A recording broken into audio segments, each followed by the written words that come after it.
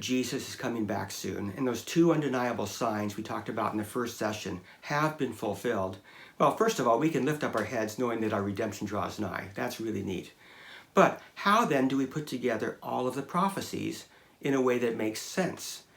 Some people ask me, it's just too hard. There's just too many prophecies, or there's just too many interpretations. How do we know if we have the right one?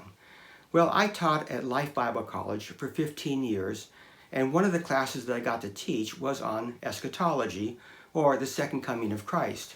And in it, I taught my students to use this analogy to help them understand and then be able to teach others. So here it is. Yes, it's a jigsaw puzzle. And in a jigsaw puzzle, in order to put it together correctly and quickly, first you dump out all the pieces, and then you turn the pieces right side up, and as you're looking through all those pieces, you're looking for the edge pieces and the corner pieces, because within that frame will be all of your prophetic pictures. Next, your edge pieces stand for something. The bottom edge piece stands for our present state of sin. The top edge piece stands for how Jesus is going to save us from our sins and come back one day and put an end to sin.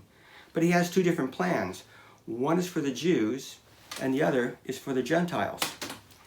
Well, once you've established that, everything's going to fit together inside that frame.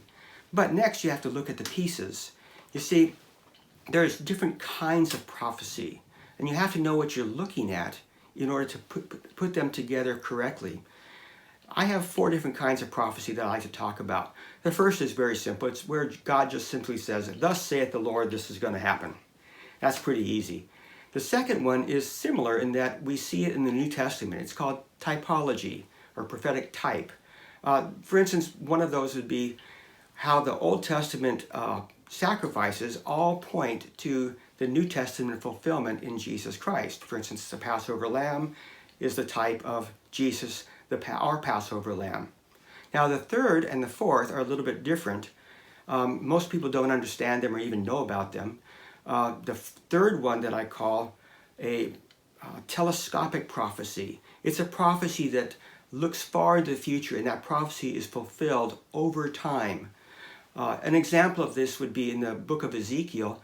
Ezekiel prophesied against the city of Tyre, and that prophecy was fulfilled completely. But it took hundreds, if not 1,000 years for every aspect of that prophecy to have its fulfillment. In the book of Luke, chapter 21, that we will see is a telescopic prophecy in that it centers on what's taking place around Jesus' time up until 70 AD, and then it jumps far into the future to when Jesus comes back. And the fourth kind of prophecy is called the double fulfillment of prophecy, or in theological terms, it's called eschatological dualism. I prefer to call it the double fulfillment. An example of this is John the Baptist. You see, in the book of Malachi, Malachi prophesied that Elijah was going to come back before the great and terrible day of the Lord, and he was going to return people's hearts to the Lord.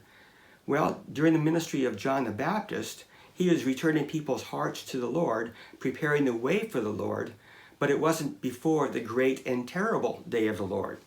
That prophecy was fulfilled in part, but it will have its complete fulfillment in the end times when Elijah himself will return and do the same thing. Now, how do I know about this? Well, Jesus himself referred to this prophecy as a double fulfillment. He said, if you care to accept it, John the Baptist is Elijah, but Elijah is still coming. And so he said there's 2 different fulfillments here. Now, that's an example, a good example of the double fulfillment of prophecy. We're going to be seeing that in, for instance, Matthew chapter 24, when we talk about the end times and the abomination of desolation. But we'll get into that later.